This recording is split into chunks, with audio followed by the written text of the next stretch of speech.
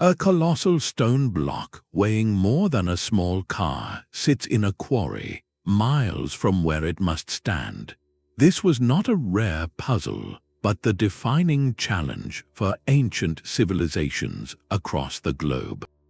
From the pyramids of Giza to the silent giants of Easter Island, early states faced the same monumental task, moving stones at a scale that still baffles modern engineers.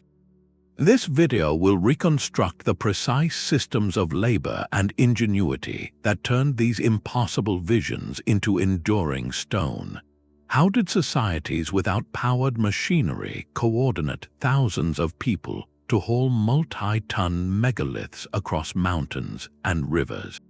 We will trace the entire journey from quarry to sacred site, revealing the profound interplay of human organization and raw. Does it truly take for a civilization to move a mountain?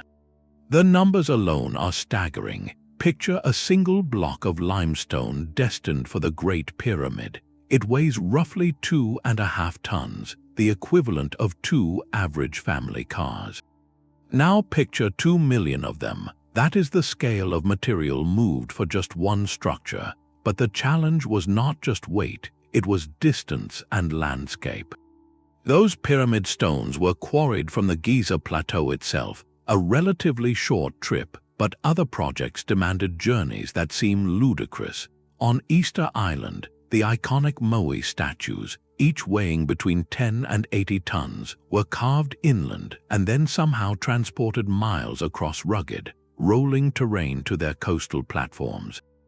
In modern Lebanon, the stone foundations of the Roman complex at Baalbek feature 3 monoliths known as the Trilithon. Each one is a behemoth of roughly 800 tons. That is heavier than a fully loaded Boeing 747 jetliner. To move just one of these stones today would require a fleet of the world's most powerful hydraulic trucks and meticulously engineered roads. The ancients had none of that. Their toolkit was fundamentally human and animal muscle, simple machines like levers and rollers, and an immense, almost unimaginable capacity for coordinated effort. This was the universal puzzle. How do you translate the will of a king or the command of a god into physical motion across a hostile landscape, using only wood, rope, stone, and sheer numbers? The solution was never a single secret tool, but a system, a carefully choreographed dance of physics and society on a scale we rarely see in our mechanized world. The idea of a single, forgotten technology or even otherworldly intervention is a popular story, but it tells us more about our own time than the past. These narratives often dismiss the people of these ancient states as incapable of such feats without outside help, which is a profound disservice to their ingenuity.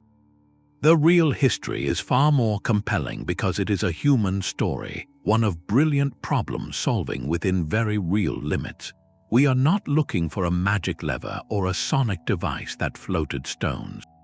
We are reconstructing the precise, tangible systems that archaeology and experimental history confirm could, and did, work. The true wonder lies in how societies marshaled their greatest resource, people, into an organized force capable of moving mountains. Before any rope was pulled or log rolled, the first and most critical step was assembling and sustaining a workforce of thousands. This was not a chaotic mob, but a highly structured operation, the ancient world's most ambitious project management. How do you feed, house, and direct a small city's worth of laborers for decades? The true engine for moving mountains was not a machine, but a mobilized society. Before any stone could budge, the state faced its greatest challenge, assembling a workforce of thousands and sustaining it for years, even decades. This was a social and political puzzle that had to be solved long before the engineering could begin. How do you convince, compel, or inspire that many people to perform back-breaking labor far from their homes? The answer varied across cultures, but it always involved a sophisticated system of obligation and reward. In Old Kingdom Egypt, the pyramids were built not by slaves in chains, but largely by a rotating workforce of Egyptian farmers. This was the back system, a form of national service. When the annual Nile flood covered their fields and made farming impossible, these men were conscripted by the state. In return for their labor, they were provided with everything they needed: food, shelter, medical care, and even beer as part of their ration. They worked in crews with names like Friends of Khufu or the Drunkards of Menkaure, a sense of team identity that turned a duty into a shared, almost prestigious endeavor. Far away in the Andes, the Inca Empire operated on a similar principle with their mita system, a labor tax owed to the state. Every household contributed a certain number of days of work each year on public projects, from building roads to moving stones for temples. This was not seen as oppressive exploitation, but as a reciprocal duty to the empire and the divine ruler, the Sapa Inca, who in turn was obligated to provide for the welfare of all. For both the Egyptian farmer and the Inca villager, the work was a temporary service, a contribution to a monumental project that cemented their place in the cosmic and social order. Of course, in other societies like ancient Rome or some Mesopotamian states, systems of slavery provided a permanent, coerced labor force for such projects. But even here, the logistical challenge remained the same. The state had to organize, house, and feed this human machinery. The most critical resource was not the muscle, but the bread. Feeding 10,000 workers required a staggering, state-managed supply chain of grain, fish, and other staples, an administrative feat as impressive as the construction itself. This transforms our understanding of these sites. The silent stone we see today is the final product of a roaring, temporary city of laborers, administrators, and cooks, all orchestrated by a central authority that could command resources on a continental scale. The first step to moving a megalith was moving a mountain of grain. With a workforce assembled and fed, the next challenge was one of geography. The journey of a megalith began not at the quarry's edge, but in the strategic mind of the planner who chose its origin. The terrain itself was the first and most important map. Ancient engineers were masters of working with the landscape, not against it. They selected quarry sites with meticulous care, often prioritizing ease of transport over the absolute quality of the stone. The goal was to minimize the distance over the most difficult ground. For the pyramids of Giza, the brilliant solution was the Nile River. While the massive core stones were quarried right on the plateau, the fine white limestone for the outer casing and the granite for interior chambers came from much farther away. These blocks, some weighing over 60 tons, were quarried hundreds of miles upriver. The builder's genius was in using the river as a liquid highway. During the annual flood, when the Nile swelled and its currents were strongest, these colossal stones were loaded onto specially built barges. The river did the heavy lifting, floating the mountain to the construction site with an efficiency no land route could match. In other places, the strategy was even more direct. Take what the landscape already offers. For the Great Stone Circle at Stonehenge, the smaller blue stones were transported an astonishing 140 miles from the Preseli Hills in Wales. But the truly massive sarsen stones, the uprights and lintels that form the iconic trilithons, came from much closer. They were likely sourced from the Marlborough Downs, about 20 miles to the north. Crucially, these sarsens were not quarried from bedrock in the traditional sense. They were collected, glacial erratic boulders that the Ice Age had already plucked from the earth and deposited across the landscape.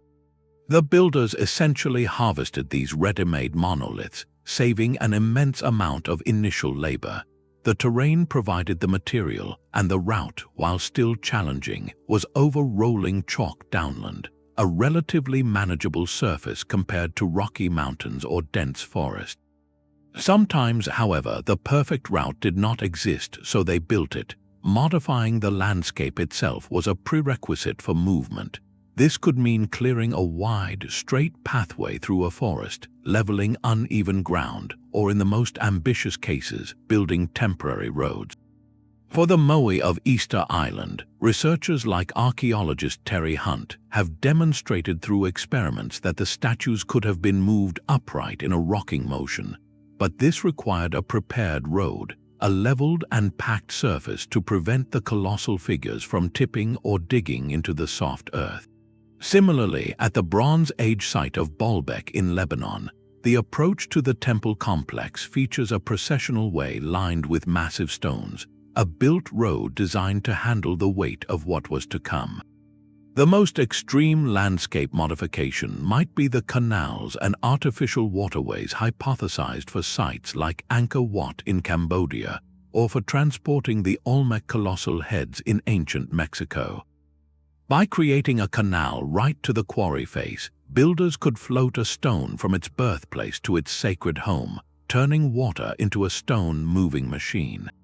This phase of the operation reveals a profound truth. Before a single log roller was placed, the real engineering was in reading the land and deciding how to make it cooperate. The path was not an afterthought, it was the first blueprint. But a prepared path is only half the battle. The vehicle that would bridge the gap between quarry and monument was deceptively simple, a wooden sledge. This was not a sleigh for snowy hills, but a massive, reinforced platform, the universal heavy hauler of the ancient world.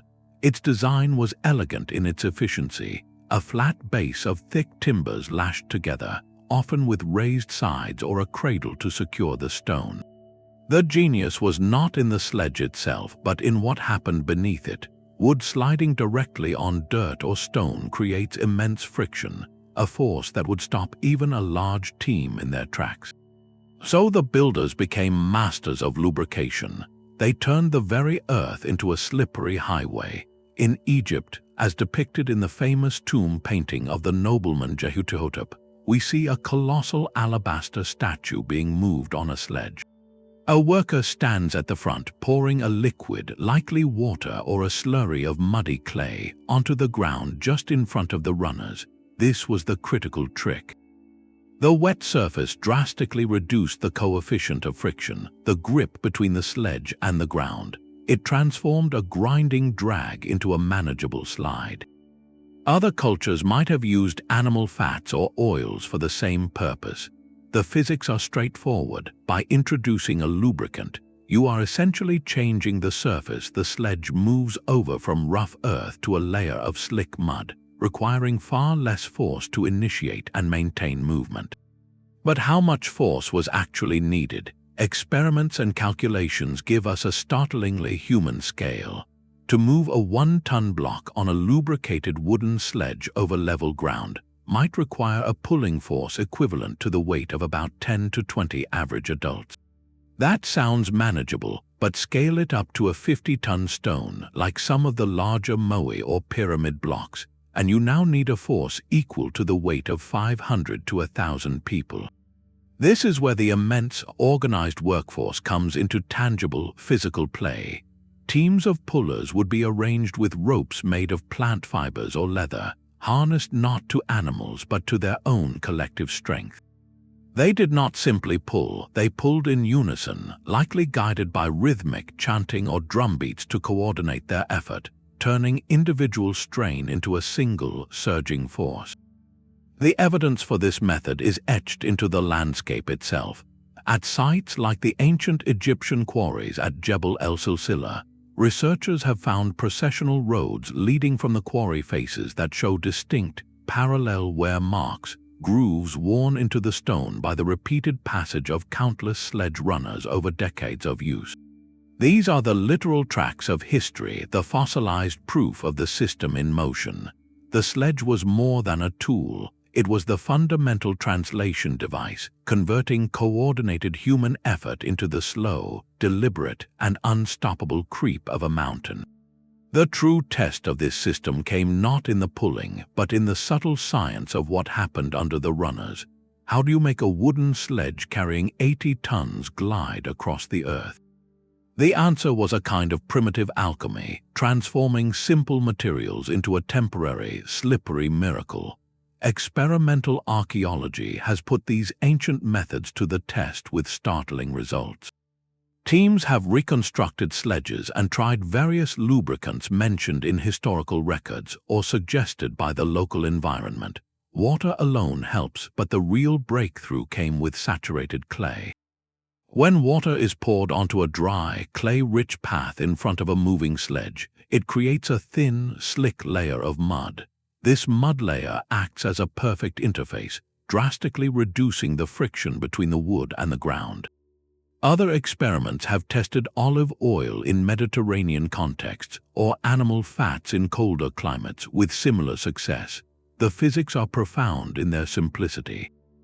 That thin, wet layer essentially lifts the sledge's runners, allowing them to hydroplane or mudplane with minimal resistance. Calculations show this simple trick could reduce the required pulling force by up to 50%.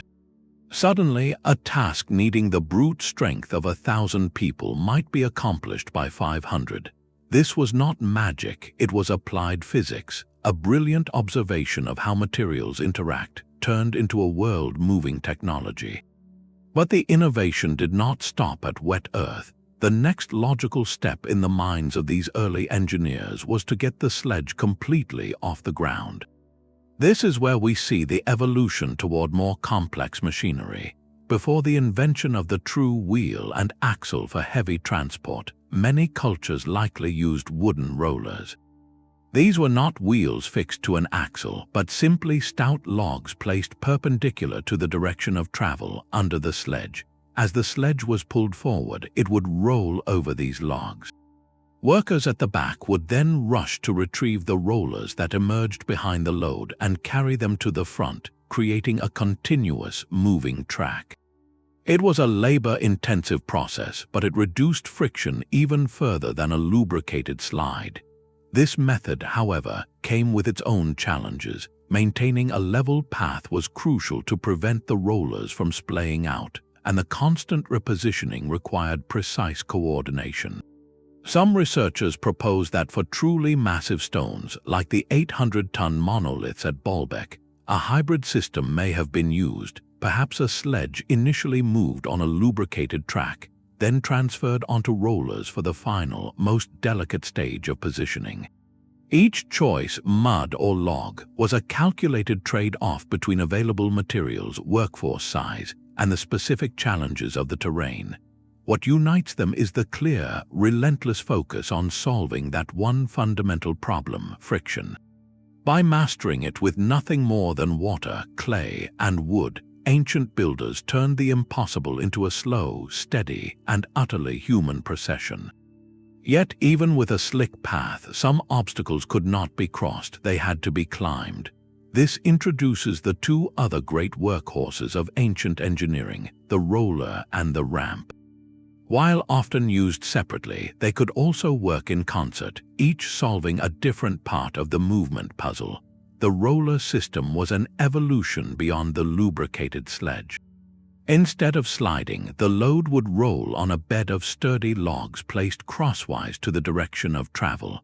As the sledge inched forward, it would roll over these logs. The immediate advantage was a further drastic reduction in friction. Rolling resistance is significantly lower than sliding friction, meaning the same size crew could move a much heavier stone, or a lighter stone could be moved much faster. But this method came with a famous logistical headache, the problem of the endless treadmill. As the sledge moved off the backmost roller, workers had to quickly retrieve it and run it to the front to place it back under the advancing load. This required a separate, highly coordinated team working in a constant, rhythmic cycle. For a very long transport, this meant managing not just the pullers, but a secondary dance of retrieval and placement that had to be perfectly timed to prevent the sledge from grinding to a halt. It was efficient in terms of force, but incredibly labor-intensive in terms of coordination. Now, imagine your stone has finally arrived at the base of its final destination, a temple platform or the rising tier of a pyramid. The challenge shifts from horizontal movement to vertical ascent. How do you lift a multi-ton block 50, 100, 200 feet into the air? The solution was to transform a single, impossible vertical lift into thousands of small, manageable horizontal pulls. This was the genius of the ramp. Builders would construct an earthen or brick incline that rose gently alongside the growing structure. By extending the path, they traded height for distance. A block that would require the unimaginable force to lift straight up could instead be dragged up a long, gradual slope by the same teams that brought it across the plain. The steeper the ramp, the harder the pull, so engineers carefully calculated the gentlest slope that the project's footprint could allow. For the Great Pyramid, evidence suggests a combination of ramp types may have been used. A long, straight ramp built from the Nile Valley up to the base of the pyramid would have been used for the initial stages. But as the pyramid grew taller, a straight ramp would have to become impossibly long, consuming more material than the pyramid itself. This is where more complex designs came into play. A spiral ramp winding its way up the sides of the structure, or a zigzag ramp switchbacking up one face, would have allowed builders to continue raising stones to great heights without requiring a mountain of ramp material. Each pull up the incline was a battle of inches, a testament to the relentless, incremental power of the system. The ramp was not just a construction tool, it was the physical manifestation of a profound insight that any height can be conquered if you are willing to build a long enough road to get there. But the ramp only delivered the stone to the ledge of its final home. The most delicate and dangerous phase was still to come, the precise dance of positioning. This is where raw hauling power gave way to finesse, where the principles of mechanical advantage turned individual effort into superhuman control. The simplest and most powerful tool for this final act was the lever. A strong timber placed under a stone's edge, with a smaller rock acting as a fulcrum, becomes a transformative device. With enough downward force on the long end of the lever, a single person can lift a corner of a multi-ton block, just enough to slip a wooden shim or a roller underneath. By repeating this process, shifting the fulcrum and levering up one side at a time, a small crew could walk a stone incrementally upward, or pivot it with astonishing precision onto its prepared foundation. This was not about moving the stone a great distance, but about winning a battle of millimeters, gaining just enough height to make the critical adjustment. The lever gave the builders a kind of tactile conversation with the megalith, a way to persuade it into perfect alignment through a series of small, manageable negotiations. Yet for some tasks, even a long lever and a team of pullers was not enough. How do you lift a 20-ton stone lintel like those at Stonehenge and place it precisely atop two upright pillars? The answer may have involved a different kind of mechanical partner, the counterweight. Imagine a massive timber frame erected over the two standing stones. From the peak of this frame, a strong rope is passed over a crossbeam and attached to the lintel stone waiting on the ground. On the other side of that crossbeam, the rope is attached to a large container, a basket or a crate. Now, instead of trying to pull the stone up directly, workers slowly fill the container with earth or smaller rocks. As the weight on this side increases, it gradually lifts the stone on the other side in a smooth, controlled ascent. This is the principle of the counterweight, using a controlled, descending mass to raise an object with minimal human effort. The process is slow and deliberate, allowing for careful guidance. Once the stone is raised to the correct height, it can be gently nudged sideways with levers to settle onto the pillars. This method transforms the problem from one of lifting to one of balancing, a far more manageable and safer operation. These simple machines, the lever and the counterweight, represent the sophisticated end of the ancient engineering spectrum. They show us that after the monumental effort of transport came an equally brilliant phase of careful, intelligent manipulation. It was here, in these final inches of movement, that the chaotic force of 1,000 pullers was refined into the quiet, exacting touch that made the impossible fit together perfectly. All that effort to defeat friction on land reveals a profound truth. The easiest way to move a mountain is to make it float. For civilizations blessed with the right geography, water was not a barrier, it was a ready-made superhighway. The physics are beautifully simple. A floating object is essentially weightless, supported by the buoyancy of the water it displaces. The only resistance is the gentle drag of the current, a force easily overcome by oars, poles, or even just the natural flow of the river itself. This principle transformed the most daunting logistical nightmares into serene, almost graceful journeys. The ancient Egyptians were the undisputed masters of this aquatic engineering. While the local limestone for the Great Pyramid's core came from the Giza plateau, the fine, white casing stones that made it gleam like a jewel in the desert sun came from quarries at Tura across the Nile. Even more impressively, the massive granite blocks for the king's chamber and the towering obelisks were quarried over 500 miles to the south, in Aswan. Transporting these 60-ton monoliths overland would have been a generational undertaking. Instead, the builders waited for the annual inundation. When the Nile flooded, it transformed the landscape, turning the desert's edge into a network of temporary channels and raising the water level right to the foot of the quarries and construction sites. Workers would lever the colossal stones onto massive, purpose-built barges. These were not simple rafts, but robust vessels of cedar and acacia wood, lashed together with ropes and likely reinforced with internal trusses to handle the unimaginable concentrated weight. As the floodwaters crested, the barges were set adrift. Teams of rowers in smaller boats would then guide these floating islands downstream, using the river's own powerful current to do 90% of the work. The final, brilliant maneuver was to channel this high water right to the building site. Archaeologists believe the Egyptians constructed large, flooded basins or canals directly from the Nile's edge to the base of the pyramid. A barge carrying its stone cargo could be floated into this basin, and then as the floodwaters slowly receded, the barge would settle gently onto a prepared bed of sand and gravel. The stone could then be offloaded directly onto its sledge, already positioned for the short haul up the ramp. The river did not just carry the stone, it delivered it to the front door. This system was replicated half a world away in the jungles of Cambodia. The temple complex of Angkor Wat is built from millions of tons of sandstone, quarried from the holy mountain of Phnom Kulen, over 25 miles to the northeast. The land route was dense, tropical forest. The solution was an ingenious network of canals. Researchers have mapped a series of ancient channels that connect the quarry directly to the temple site and to the Tonle Sap Lake. The builders likely floated the quarried stones on rafts during the rainy season, when the canals were full. Some canals even appear to have been dug with such precision that they could be temporarily dammed, raising the water level to create a controlled surge that helped move the rafts through shallower sections.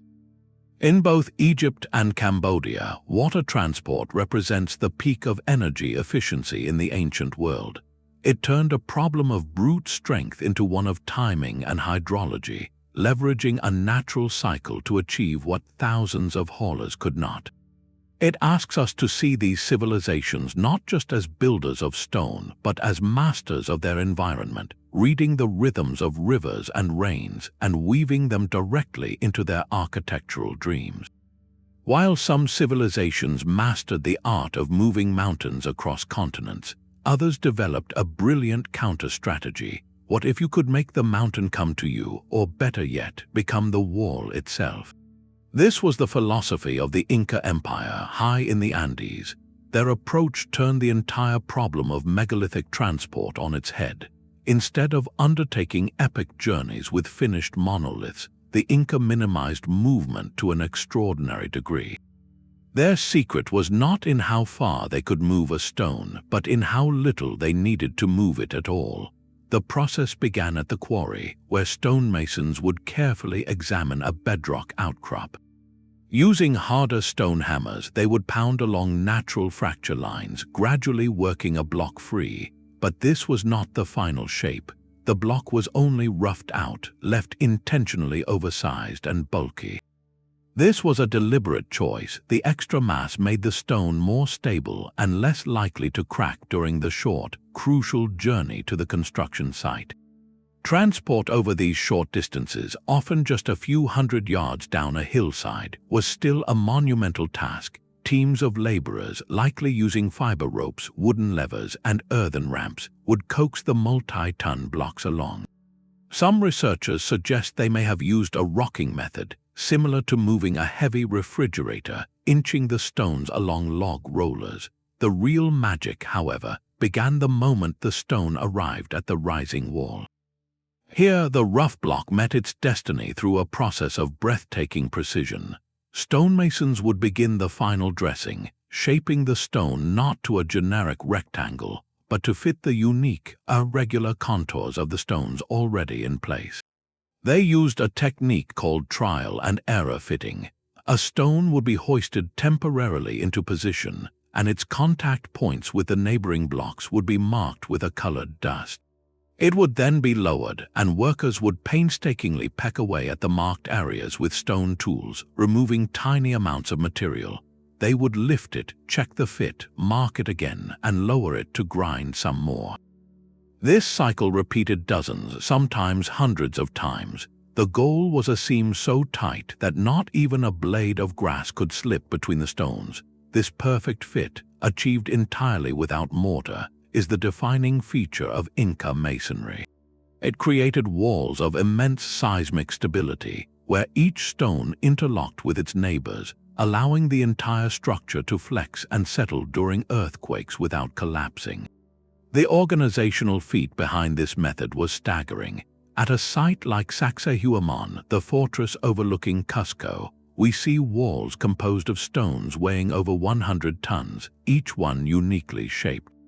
Coordinating this was like assembling a three-dimensional puzzle where every piece was being carved on site, in real time, by different teams. It required a master plan, perhaps a layout marked on the ground, and incredible communication between quarry teams, transport crews, and finishing masons. This system stands in stark contrast to the long-haul models of Egypt or Easter Island. The Inca invested their immense labor not in linear distance, but in cyclical, precise fitting. Their monuments are not the end point of a long journey, but the result of a deep, intimate conversation between the builder and the stone, a conversation that ended only when the mountain itself agreed to hold together.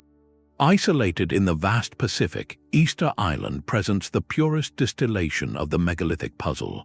Here, a society with no metal, no wheels, and no large animals carved nearly 1,000 colossal stone figures, the Moai, and moved them miles across a rugged landscape. The question of how they did it has fueled a century of debate, centered on two competing visions of the journey. The first, a horizontal method, envisions the statues laid flat on a wooden sledge or a wooden yoke, dragged slowly over a prepared road of leveled earth and lubricated with sweet potatoes. This method is logical, a direct application of the sledge systems used elsewhere, but a rival theory proposes something far more dynamic, a method that makes the statues themselves seem alive. This is the vertical walking hypothesis. In this model, the Moai were never laid down. Instead, they were transported upright. Teams with ropes attached to the statue would pull rhythmically, rocking the giant forward on its curved base, pivoting it side to side in a controlled, stuttering walk. With each rocking motion, the statue would edge forward a few inches. It is an image of startling audacity, a line of towering stone figures seemingly marching across their own island. The debate moved from speculation to experiment when researchers Terry Hunt and Carl Lipo decided to test the walking idea. They commissioned a concrete replica of a Moai about 10 feet tall and weighing 5 tons. With a team of just 18 people using 3 ropes, They demonstrated that it was not only possible but surprisingly efficient. One team pulled a rope from the front to tilt the statue forward, while two teams on ropes attached to the sides controlled the pivot and the descent. The rocking motion allowed the statue to walk itself along, with its own rounded belly and base facilitating the roll.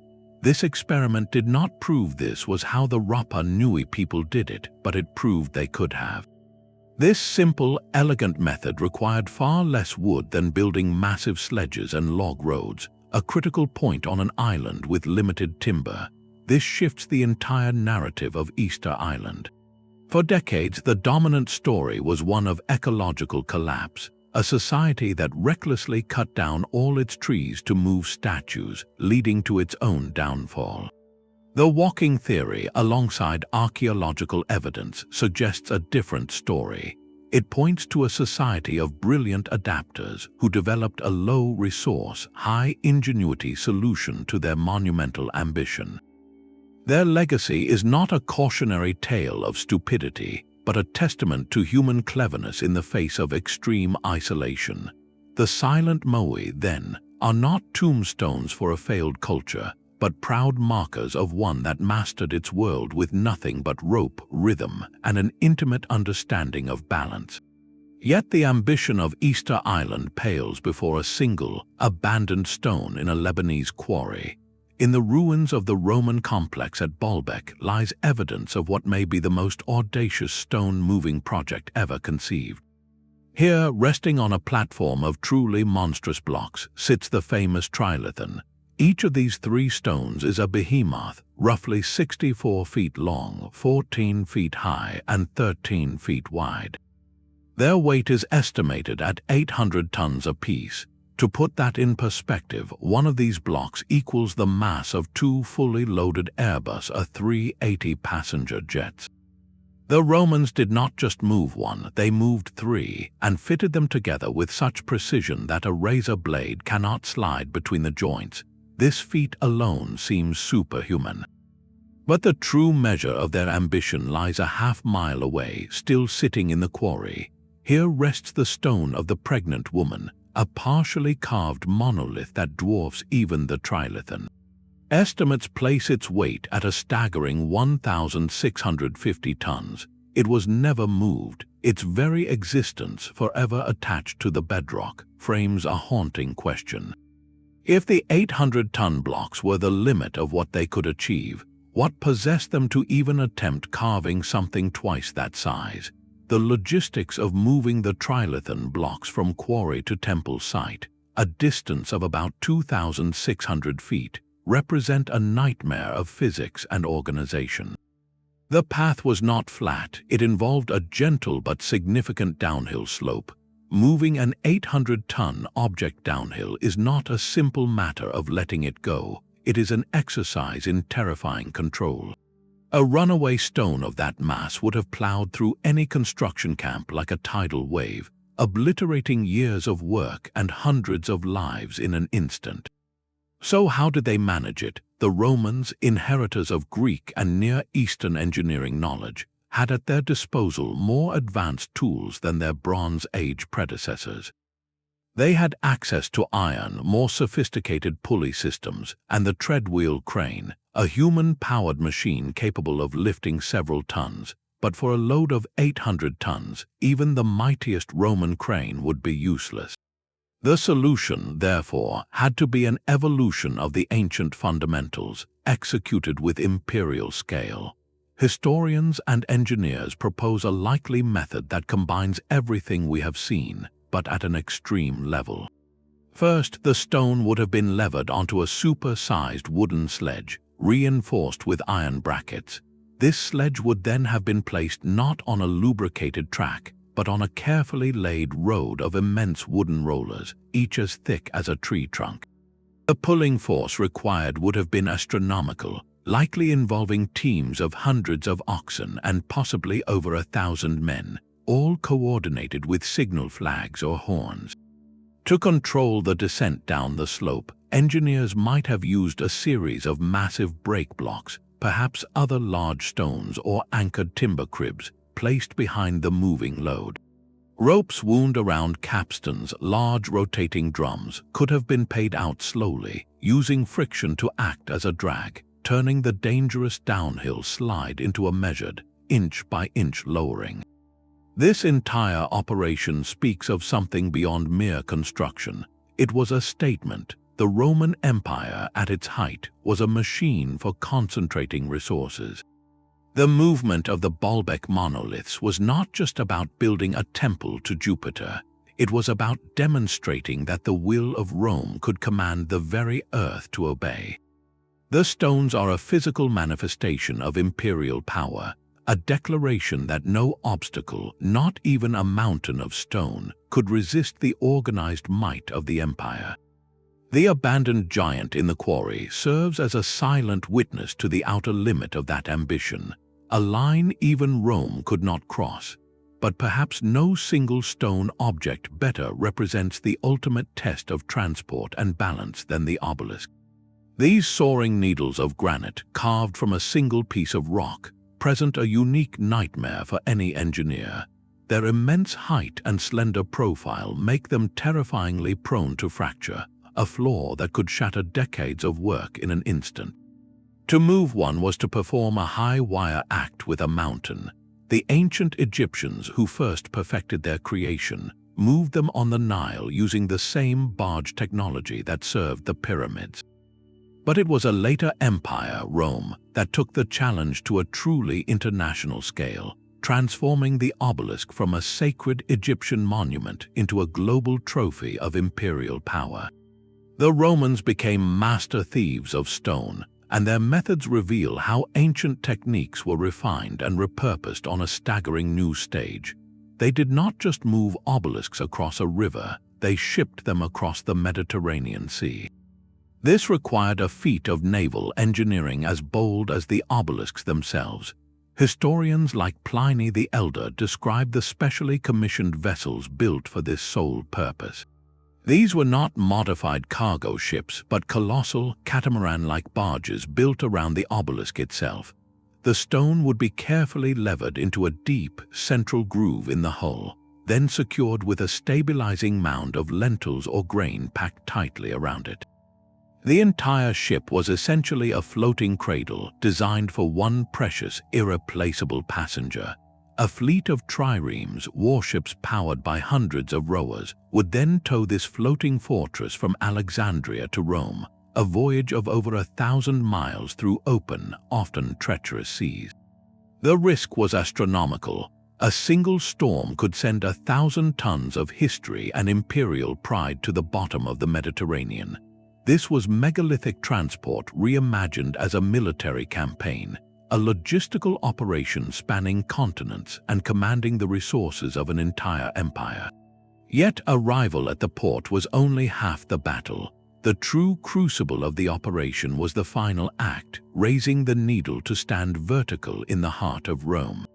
The method they used was a breathtaking symphony of patience and simple physics. First, the obelisk was hauled on its side to the chosen site, where a massive trench had been dug. At one end of this trench, workers built a towering earthen ramp. The obelisk was then painstakingly dragged up this ramp until its base was suspended directly over the trench. Now came the ingenious part. The trench beneath the base was not left empty.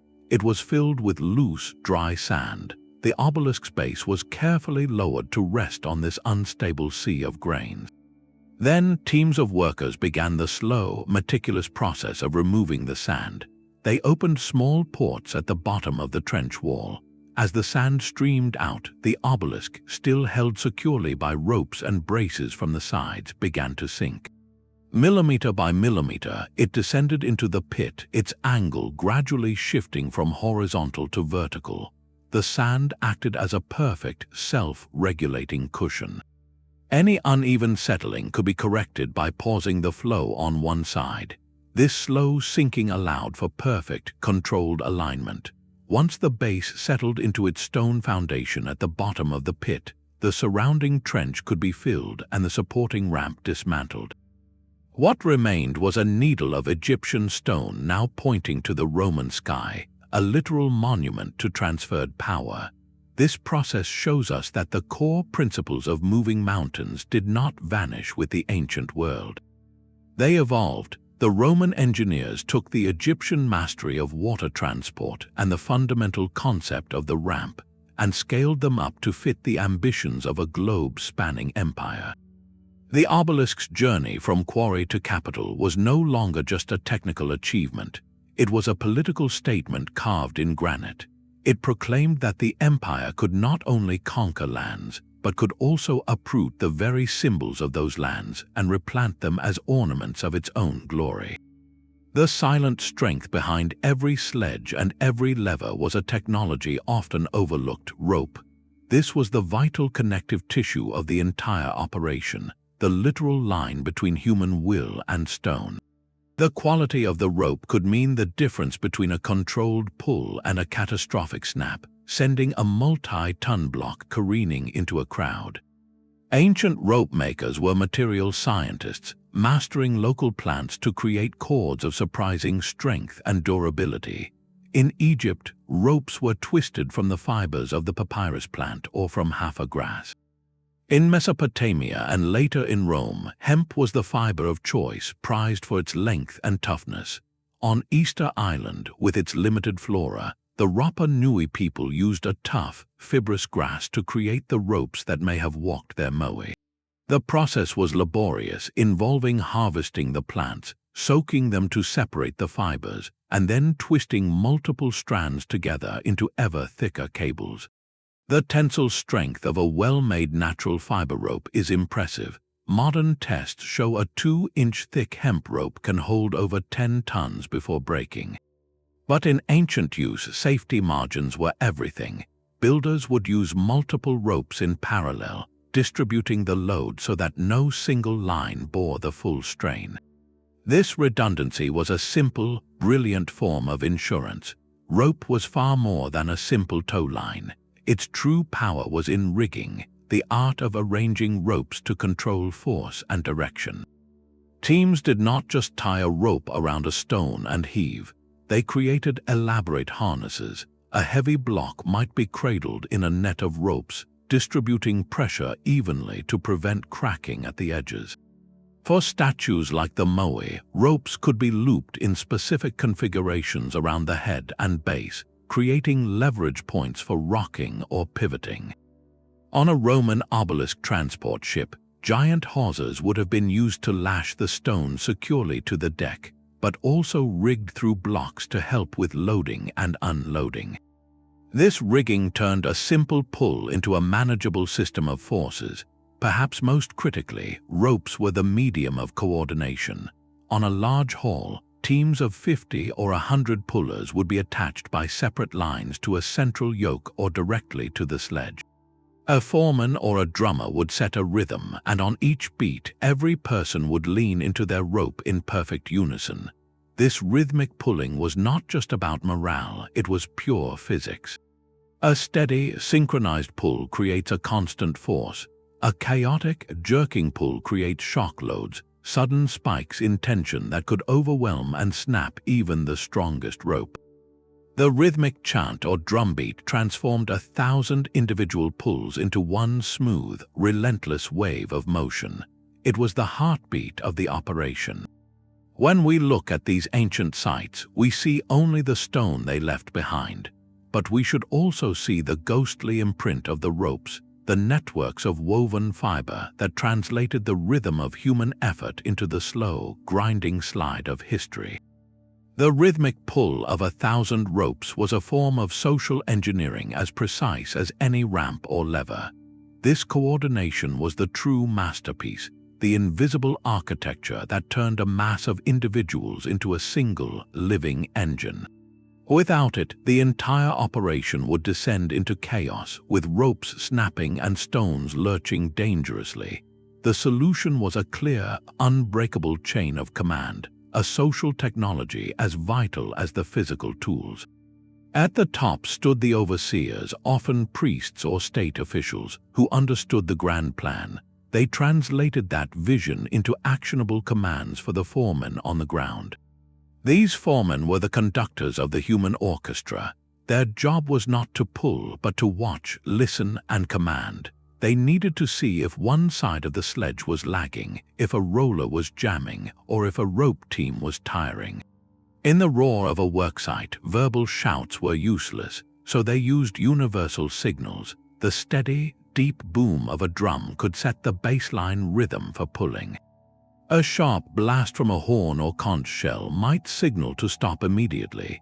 Different drum patterns could indicate a shift in direction or command a specific team to increase their effort.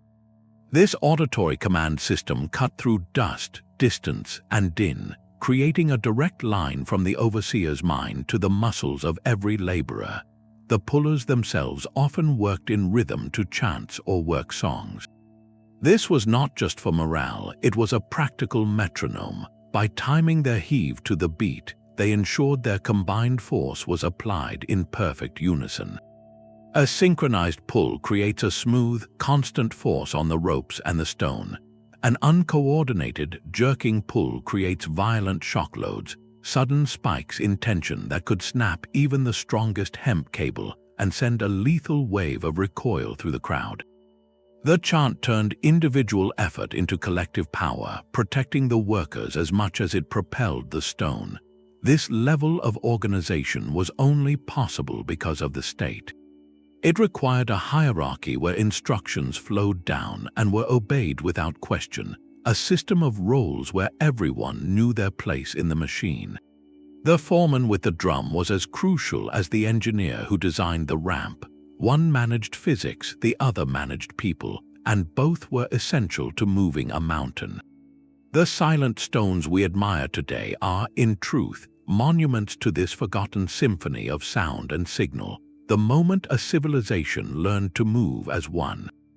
This flawless coordination and perfect stonework can create an illusion of infallibility, as if the ancients possessed a secret, complete blueprint for moving mountains. But the truth is far more human. Every technique, from the angle of a ramp to the rhythm of a pull, was earned through trial, error, and painful iteration. This was not a science of sudden revelation, but a slow, cumulative tradition of engineering, passed down and refined over generations.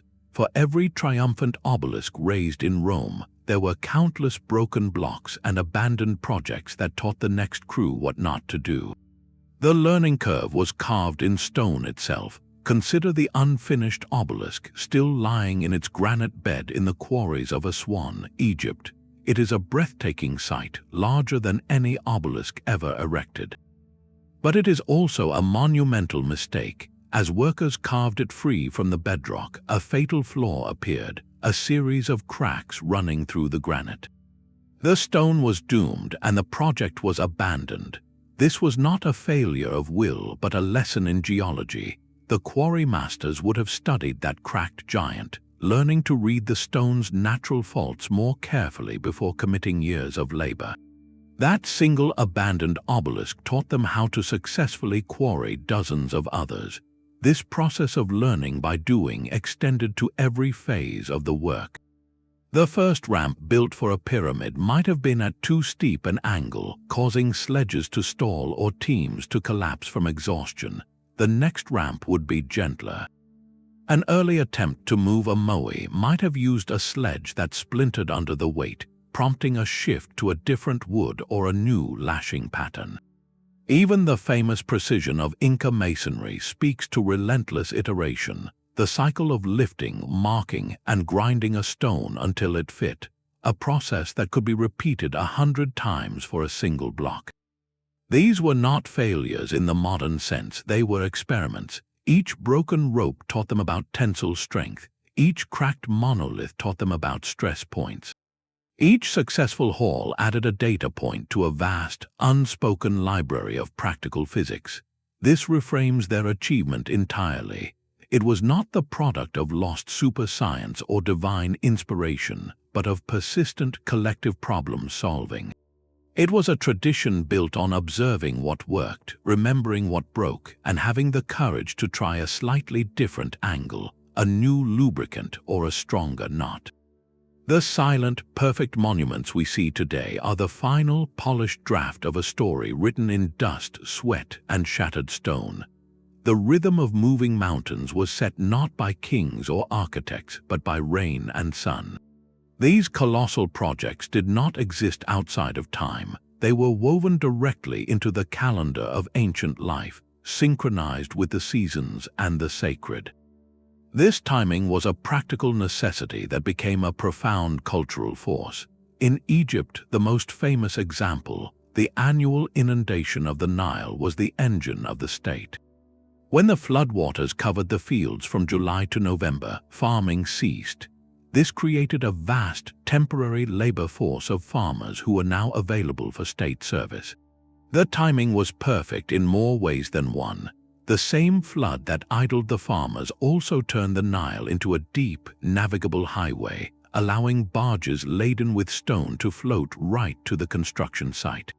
The state was not pulling people from crucial work. It was harnessing a natural pause, turning dead time into productive, monumental labor.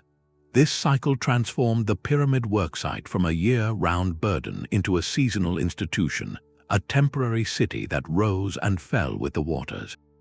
The workers were not slaves toiling endlessly, but citizens fulfilling a rotational duty during a period when their community could spare them. This practical alignment with agriculture was mirrored across the globe.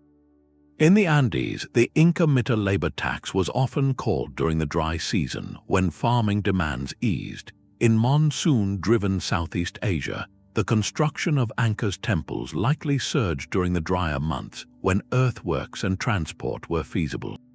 The earth itself dictated the schedule, but this was never just about logistics. The timing was also deeply spiritual, connecting backbreaking work to the cosmic order.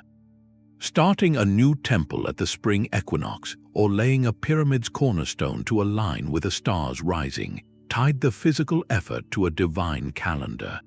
The project became an act of ritual itself, a way for the entire society to participate in maintaining the universe. Major constructions were frequently launched to mark pivotal moments in the life of the state, especially the ascension of a new ruler. A pharaoh would begin his tomb the moment he took the throne, not as a morbid preoccupation, but as a declaration of his eternal role. In Mesopotamia, a new king might order the renovation or expansion of a city's ziggurat, reaffirming his divine mandate to rule. These projects served as very public, very permanent proofs of a leader's legitimacy and the god's favor. They also provided a continuous, unifying purpose that could span decades, focusing the energy of the state on a single, awe-inspiring goal. For the individual laborer, this context transformed their effort. Hauling a stone was not just moving weight, it was helping to build the house of a god, or ensuring the pharaoh's successful journey to the afterlife, or celebrating the dawn of a new era. Their sweat was part of a sacred cycle. This fusion of the practical and the spiritual reveals the true nature of these megaprojects. They were not arbitrary displays of ego, though ego was certainly involved. They were the ultimate expression of a society's unity, its relationship with the environment, and its place in the cosmos. The work calendar bound the people to the land's rhythm, while the ritual calendar bound the project to the heavens. Every heave on a rope during the off-season was a reaffirmation of the social contract, a contribution to a future that would outlast every individual who helped build it. The stone they moved was more than material. It was a covenant between the people, their leaders, and the forces they believed governed their world. That seasonal rhythm of labor created a secondary, equally monumental challenge. Feeding 10,000 workers required an economic engine as complex as the engineering itself. The true cost of a pyramid was not measured in gold, but in loaves of bread.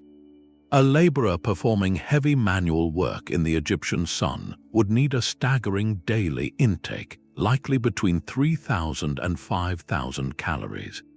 Multiply that by 10,000 people, and you are looking at a daily requirement of over 15 tons of grain just for basic bread. not including the protein, vegetables, and beer that made up the full ration.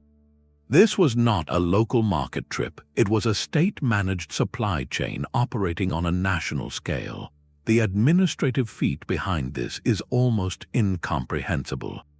Scribes had to calculate exact needs, organize the collection of grain as taxes from estates across the Nile Valley, oversee its transport by boat to the plateau, manage the baking in massive, centralized bakeries, and ensure daily distribution to the crews. At Giza, archaeologists have uncovered the remains of the workers' village, complete with these large-scale bakery facilities capable of producing thousands of loaves per day. The evidence shows a highly organized community with different areas for administration, food production, and housing for skilled craftsmen and laborers. The diet was surprisingly good, including bread, fish from the Nile, onions, garlic, and that famous daily beer ration, which was nutritious, hydrating, and safer to drink than water. This was not mere sustenance, it was fuel for a human machine, carefully calibrated to maintain strength and morale over decades of work. Far away in the Andes, the Inca Empire solved the same problem with their own signature efficiency. Their state relied on a network of storehouses called kulkas, built along the royal roads that spanned the empire. These stone structures, strategically placed in cool, high-altitude locations, were filled with surplus food collected as tribute, including freeze-dried potatoes, maize, and dried meat. When a labor force was mobilized for a project like building Machu Picchu or moving stones for a temple, supplies did not have to travel from the capital. They were drawn from these local, state-controlled reservoirs. A foreman could present a token from the central authority and receive the exact rations needed for his team from the nearest kulka. This system transformed the landscape itself into a pantry, allowing the empire to deploy labor anywhere without straining local communities. It highlights a universal truth for these ancient states. The ability to move stone was directly dependent on the ability to move grain. The administrative bureaucracy needed to track every basket of barley or sack of potatoes was as vital as the engineering knowledge to build a ramp. The silent, imposing monuments we see today are, in a very real sense, also monuments to logistics. They are the final product of 1,000 invisible transactions, of scribes tallying accounts, of bakers firing ovens, and of porters carrying sacks, all working in unison to turn calories into civilization. The journey of a megalith did not begin with a pull, but with a patient, thunderous conversation between a mason and the mountain. Before any sledge could be loaded, the stone had to be persuaded to leave the earth that birthed it. This first step, quarrying, was a sophisticated art of controlled fracture, a delicate balance between raw force and precise knowledge. Workers were not simply hacking at rock, they were reading its natural weaknesses, its grain and fissures, and using clever physics to coax a perfect block free. One of the oldest and most widespread techniques was fire setting. Builders would light a roaring fire directly against the bedrock face they wanted to split. Once the stone was glowing hot, they would douse it with cold water or vinegar. The sudden, violent contraction caused by the thermal shock would create deep cracks and weaken the stone's structure. Then, using stone or bronze picks, they could pry and hammer along these new fracture lines, breaking off manageable chunks. It was a slow, smoky process, but it turned an unyielding cliff face into a surface that could be worked. For a cleaner, more precise split, many cultures turned to the humble wooden wedge. After drilling a line of holes along the desired fracture plane using a hand drill and abrasive sand, workers would drive dry wooden wedges into each hole. Then they would soak the wedges with water. As the wood absorbed the moisture, it expanded with tremendous, inexorable force, slowly and steadily prying the stone apart along the drilled line. This method allowed for astonishing accuracy, enabling quarriers to produce blocks with remarkably straight sides, minimizing the wasteful and labor-intensive work of shaping the stone later. In places like Egypt, where granite was prized for its durability, a different approach was needed. Granite is too hard for copper chisels or fire setting to be effective. Here, the tool of choice was the dolerite pounder, a fist-sized ball of even harder stone. Teams of workers would simply pound away at the granite bedrock with these pounders, reducing it to a fine dust in a relentless, percussive rain. It was the definition of brute force, but through endless repetition, they could carve out trenches and undercut massive blocks. This undercutting was the final, critical maneuver. Once the sides of a block were defined, workers would tunnel underneath it, leaving only a slender spine of rock, a keel, to support its immense weight. This keel was the quarryman's safety mechanism, ensuring the multi-ton block did not shift unpredictably. Only when everything was ready, when the sledges and rollers and teams were in position, would they fracture that final keel. In that moment, the mountain would release its child, and the true journey could begin. Yet for all their coordinated strength, human pullers were not the only source of muscle on these ancient worksites. The power of domesticated animals must have seemed like a gift from the gods. An ox could pull several times the weight of a man, an elephant many times more. Surely then, these beasts were the secret engines behind the largest stones. The reality, however, is more nuanced and reveals another layer of ancient logistical thinking. Animals like oxen, donkeys, and water buffalo did play a crucial role, but often as a supplement rather than a replacement for human labor, especially when it came to the true megaliths. Their use was a calculated trade-off, one that highlights the unique advantages of the human worker. For moving the immense stone blocks of a pyramid or a moai, the primary limitation was not raw power but control. An ox team hitched to an 800-ton sledge could provide tremendous force, but coordinating that force was a nightmare. A team of 50 oxen does not understand rhythmic commands. If one animal spooked, stumbled, or simply decided to stop, it could create a disastrous chain reaction, jerking ropes and potentially toppling the entire load. Human teams, in contrast, could be drilled to pull in perfect unison to a drumbeat, creating that smooth, constant force so critical to safe transport. Humans could also instantly understand and react to shouted orders or horn signals to stop, pivot, or ease tension. For the delicate, inch-by-inch maneuvers of final positioning, this precise control was everything. An animal could pull, but it could not listen. Beyond coordination lay the relentless problem of logistics. An ox is not a machine you fuel once and forget. It is a living creature that requires constant care and massive amounts of forage. A large team of draft animals would need a supply chain rivaling that of the human workforce itself. Dedicated herds of grazing animals or wagons full of fodder trailing the procession. In the desert environs of Giza or on the isolated slopes of the Andes, securing enough food and water for hundreds of large animals might have been more challenging than feeding the people. The famous war elephants of empires like Carthage or India were sometimes employed in construction, and their strength is legendary. But elephants are intelligent, temperamental, and incredibly expensive to maintain. They were a prestige resource, more likely used for symbolic tasks or moving specially chosen stones for a ruler's palace than for the grunt work of quarrying and hauling millions of standard blocks.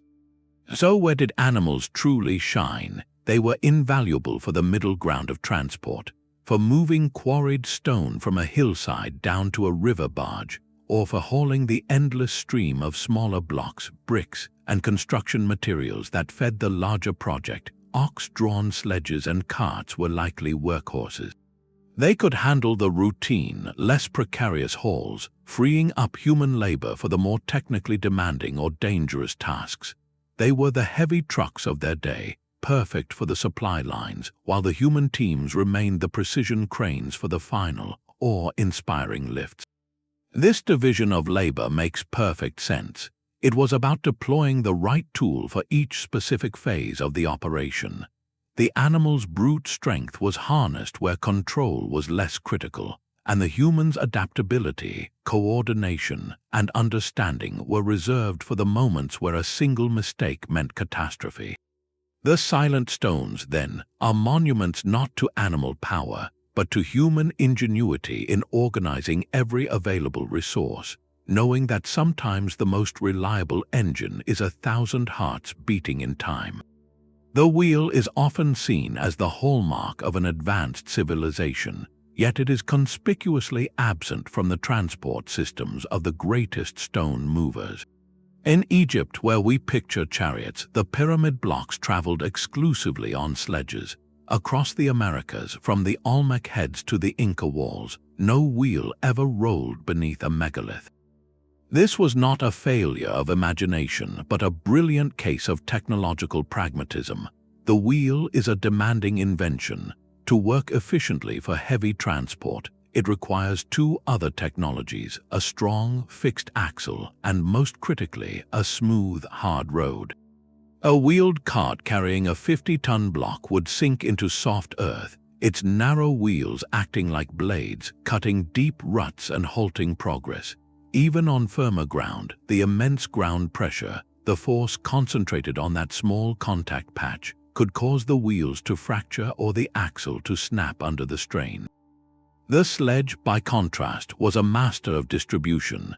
By spreading the colossal weight of a stone over a broad, flat wooden base, it dramatically reduced the pressure on the ground, preventing it from sinking into sand, soil, or even a prepared clay path. Think of the difference between wearing snowshoes and high heels on a soft, snowy field. The snowshoes keep you on the surface by distributing your weight. The sledge was the snowshoe for a mountain. Furthermore, on the rough, unprepared terrain between many quarries and building sites, a sledge could be dragged over rocks and bumps that would shatter a wooden wheel or jolt a load dangerously. The lubricated sledge system was a complete, integrated solution perfectly adapted to the environment and the task. It required no elaborate road network, just a cleared path and a supply of water. The choice reveals a profound engineering principle. The best tool is not the most technologically complex one, but the one that solves the problem with the resources at hand. For moving the world's heaviest objects across the landscapes of the ancient world, the humble sledge was not a primitive stopgap, it was the superior machine. But how do we move from plausible theory to proven fact? For decades, the secrets of moving mountains lived only in faded tomb paintings and the silent grooves of ancient roads. Then came the experimental archaeologists, a new breed of scholar who decided the best way to understand the past was to try to rebuild it. Their workshops are not libraries, but quarries and fields, where modern teams armed with replicas of ancient tools attempt to recreate the monumental tasks of their ancestors. These are not stunts but rigorous scientific tests where every variable, from rope tension to the moisture content of clay, is measured and analyzed. The goal is simple: to see what actually works, to transform centuries of speculation into the hard, physical truth of a moving stone. One of the most famous of these experiments was a project led by archaeologist Mark Lehner, working with a television documentary team. Their mission was to test the full suite of Egyptian pyramid building techniques on a smaller, but still formidable, scale. They quarried a limestone block using stone dolerite pounders, a deafening and exhausting process that proved its brutal efficacy. Then they built a wooden sledge, placed the multi-ton block upon it, and assembled a team of volunteers to act as the pulling crew. They poured water on a path of desert clay, creating that crucial slick surface. And then they pulled. The results were startlingly clear. With a crew of about a dozen people, they were able to move a 2-ton block with relative ease. The lubricated path worked exactly as the theories predicted, dramatically reducing friction. The experiment calculated that to move an average pyramid block of 2.5 tons, a crew of just 18 to 20 people would be sufficient. This single test did more than validate a method. It provided a tangible, human scale for the labor. It demonstrated that the pyramids were built not by magic or alien intervention, but by the coordinated, rhythmic effort of thousands of such crews working in parallel shifts across the Giza plateau. Across the world, a different experiment tackled one of history's most delicate puzzles, the raising of an obelisk. A Japanese team of engineers and Egyptologists, led by Professor Sakyuji Yoshimura, took on the challenge. They carved a concrete replica of an obelisk, 1/10 the scale of a real Egyptian monument, but still a formidable object weighing nearly 40 tons. Their goal was to test the sand trench method described in historical accounts. They built a massive earthen ramp, dragged the obelisk up it until its base overhung a deep pit, and then filled that pit with dry sand. With the obelisk's base resting on this unstable bed, they began the painstaking process of opening small ports in the pit's walls. As the sand streamed out, the giant stone began to sink, its angle shifting with glacial slowness from horizontal to vertical. The process took hours, but it worked with flawless precision. The sand acted as a perfect, self-regulating cushion, allowing for minute adjustments and preventing any sudden, catastrophic drops. This experiment proved that the Roman accounts were not just stories, but accurate descriptions of a brilliant and safe engineering solution. It showed that with patience and an understanding of simple physics, the impossible lift became a controlled descent. Perhaps no experiment has captured the public imagination more than the test of the Easter Island walking theory. When researchers Terry Hunt and Carl Lipo wanted to challenge the long-held belief that the Moai were dragged horizontally on log sledges, they did not just write a paper. They commissioned a concrete replica of a Moai, 5 tons and 10 feet tall, and gathered a team of volunteers with strong ropes. Their goal was to see if a small group could make the statue walk upright, as local oral tradition had long suggested. With 3 teams controlling ropes attached to the statue's head and base, they developed a rhythmic rocking technique. A pull from the front tilted the giant forward, while side teams guided the pivot, allowing the statue to stutter step ahead on its curved belly. With just 18 people, they were able to walk the replica hundreds of yards across a field. This experiment did not definitively prove the Rapa Nui used this exact method, but it proved something far more important, that it was demonstrably possible with the island's available resources. It required far less timber than building massive sledges and log roads, aligning with the ecological reality of the island. The experiment shifted the entire narrative, turning a tale of ecological collapse into one of breathtaking human adaptation and ingenuity.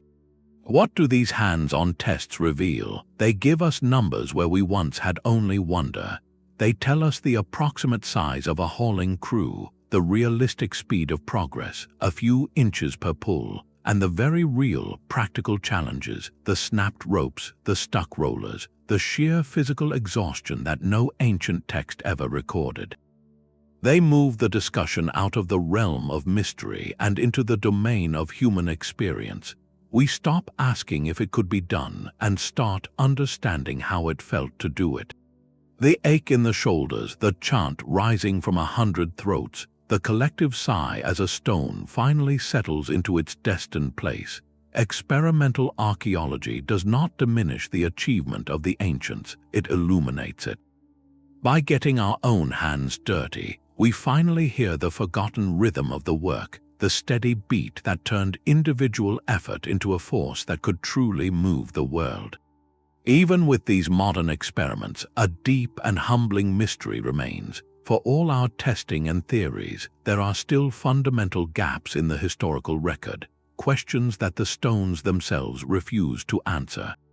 The most honest look at ancient engineering must acknowledge these shadows, the spaces where our knowledge ends and speculation begins. Take the pyramids of Giza. We know ramps were used, but their exact configuration is one of archaeology's great ongoing debates. Was it a single, long, straight ramp from the Nile Valley?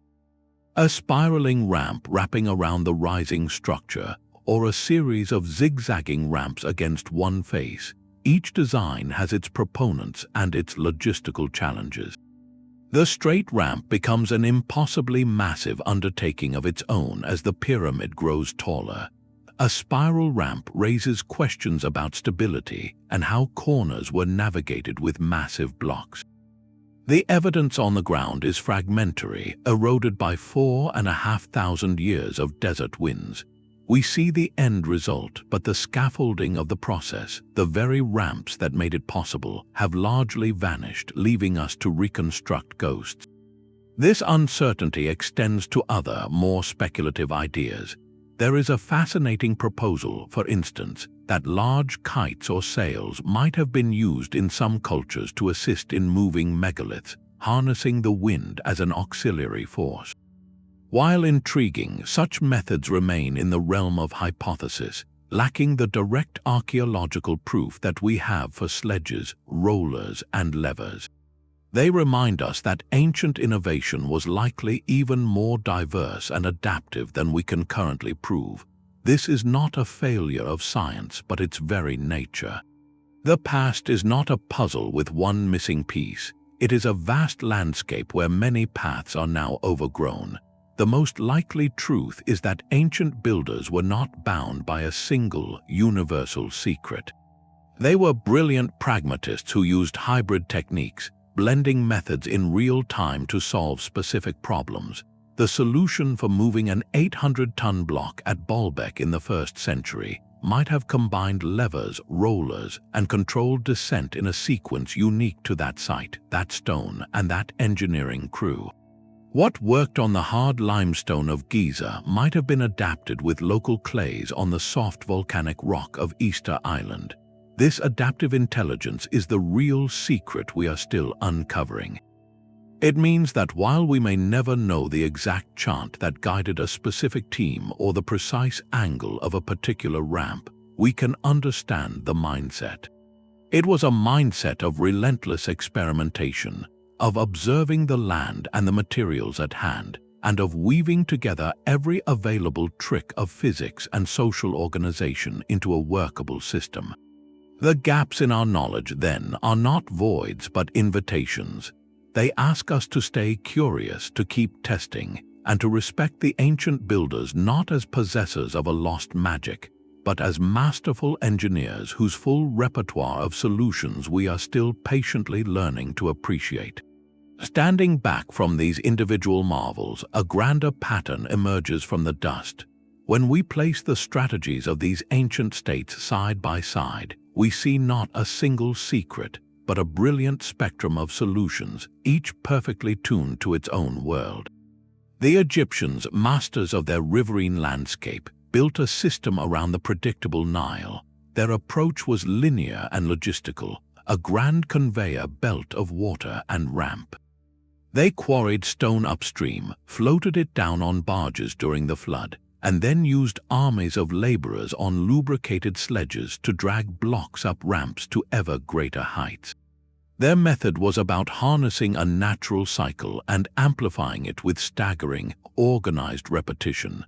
Half a world away, the Inca faced the vertical challenge of the Andes with a philosophy of minimization. Why move a stone 10 miles when you could move it 500 yards and invest the saved effort in perfection? Their strategy was cyclical and precise. They focused on short hauls from nearby quarries, then entered into that endless dialogue of trial and error fitting, where the final shaping happened in place. Their genius was in accepting the landscape's gift of stone and investing labor not in distance, but in immovable, earthquake-proof unity. On the isolated canvas of Easter Island, the equation changed again. With no large timber for massive sledges and no large animals to pull them, the Rapa Nui people may have turned limitation into innovation. The vertical walking hypothesis suggests a method of dynamic balance, using the statue's own form and human rhythm to achieve motion. Here, the strategy was about adaptation to extreme resource constraints. finding a way to make the megalith itself an active participant in its journey. And then came Rome, the great synthesizer and amplifier. They took the foundational principles and scaled them to fit an empire's ego. They employed massive barges to cross seas, sophisticated cranes for precise lifting, and sand trenches for controlled descent. Their approach was imperial engineering, combining brute force with mechanical complexity to not only build, but to transport and trophy take on an intercontinental scale. Yet beneath this dazzling diversity, 3 universal pillars supported every endeavor. The first was mass, organized labor. Whether it was the rotating crews of Egyptian farmers, the Mitta laborers of the Andes, or the legions of Roman workers, moving mountains required turning a society into a single, coordinated machine. The second was the relentless battle against friction. Every culture, without exception, dedicated its ingenuity to defeating this invisible foe, whether with water on clay, log rollers, or slick canals. The final pillar was radical adaptation to local materials and geography.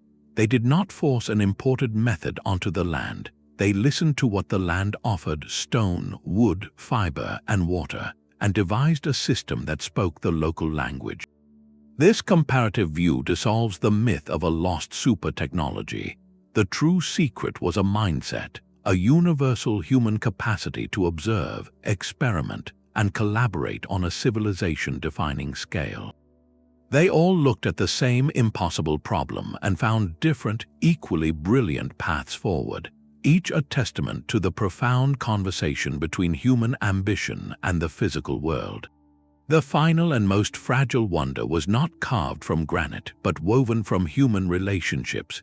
While we marvel at the endurance of stone, the truly impossible scale was something far more ephemeral: the state itself. These civilizations achieved something arguably more difficult than physics. They built a social machine of breathtaking complexity and temporary purpose. The administrative apparatus that fed 10,000 workers, scheduled their labor with the seasons, and planned projects across generations was a monument more intricate than any temple. It was a colossal, invisible architecture of agreements, commands, and shared belief. The quarried block and the finished pyramid are merely the durable fossils of this living, breathing system. When we ask how they moved the mountain, the most profound answer is not about ramps or ropes, but about trust, obligation, and a collective dream made manifest through meticulous daily routine. This shifts our entire perspective. The story ceases to be a cold engineering puzzle and becomes a warm, human story of collective action. It asks us to see beyond the silent stone to the roaring, temporary city that once surrounded it, a city governed by scribes with papyrus scrolls tallying rations, by foremen calling rhythms, and by the unspoken understanding that every individual's effort contributed to an edifice that would outlast them all. The true pyramid was not just a tomb for a king, but a testament to what an entire society could agree to build together. Its shadow stretches far beyond the desert, a reminder that our greatest structures have always been built first in the realm of shared purpose. That invisible architecture of trust and coordination is not a relic of the past. It is the very blueprint of our modern world. The principles those ancient builders discovered through trial and error, the intuitive solutions to moving mass and managing people, did not vanish with their empires. They were quietly absorbed into the foundation of engineering itself, becoming so fundamental we often forget where they began. Consider the simple, brilliant trick of pouring water before a wooden sledge. That act of reducing friction with a lubricant is the direct ancestor of every ball bearing and roller bearing in a modern machine. The ancient builder watched a sledge glide on mud and understood a principle that separating two surfaces minimizes resistance. Today, we encapsulate that principle in polished steel, but the core idea of defeating friction through a slippery interface is identical. It is a solution to a universal problem, discovered millennia ago and refined, not replaced. Look up at a construction crane on a city skyline. The delicate balance holding a multi-ton steel beam steady high above the ground relies on the same physics that raised an obelisk. Modern cranes use massive counterweights, precisely calculated masses on the opposite side of the boom, to balance their load. This is not a new invention. It is the sophisticated evolution of the sand-filled basket used to gently lift a stone lintel. The problem of controlled lifting has not changed, only the materials and the precision of our calculations. Even the most advanced engineering projects today, from building a suspension bridge to launching a spacecraft, are ultimately exercises in the same kind of logistical orchestration that built the pyramids. We no longer use papyrus scrolls to track rations, but we use complex software for resource management. We do not signal with drums, but with digital radios and synchronized schedules. The core challenge remains: how do you coordinate thousands of specialists, from welders to electricians to surveyors, to work in perfect sequence toward a single, monumental goal? The ancient state, with its seasonal labor and hierarchical command, was the first project management office. Their legacy is in the Gantt charts and critical path analyses used on every major construction site today. They proved that the true scale of any great achievement is not measured in tons of stone, but in the clarity of the plan and the reliability of the system. When we solve a modern engineering problem, we are often standing on the shoulders of those first intuitive thinkers who looked at a mountain and saw not an obstacle, but a question waiting for a human answer. Their genius was in recognizing the fundamental puzzles of physics and society, and their solutions, written in rope grooves and stone joints, continue to support the world we build. The silent stones that have stood for millennia are not relics of a forgotten magic, but monuments to a profound human truth.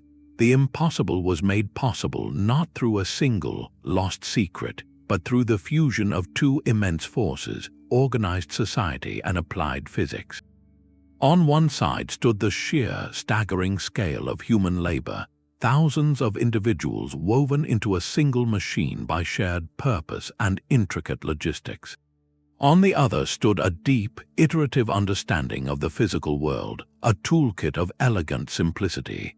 The sledge distributed weight, the ramp traded height for distance, water turned friction into a slick highway, and the lever gave a small team the power to persuade a mountain. These were not inventions of sudden genius, but solutions refined over generations of trial, error, and careful observation. The true blueprint was not hidden in a temple scroll, but in the rhythmic chant of a pulling crew and the patient drip of water on a clay path. This changes how we see every ancient wonder. They are not puzzles to be solved by outside forces, but records of a civilization's ability to dream collectively and execute with breathtaking precision. The next time you see an image of a pyramid or a Moai, do not look for a mystery. Look instead for the evidence of the conversation: the groove worn by a sledge runner, the subtle slope of a long-vanished ramp, the perfect seam between stones. See them as the final, silent witnesses to a roaring, temporary city of purpose, a testament to what we can build when we move together. They are an invitation not to wonder what we have lost, but to understand the ingenuity and relentless cooperation we have always possessed.